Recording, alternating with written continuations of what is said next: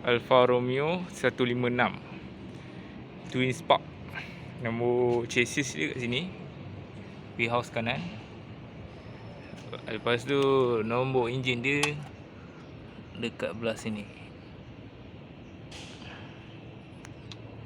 Ni nombor enjin dia lah. Alright. Alfa Romeo 156 Twin Spark.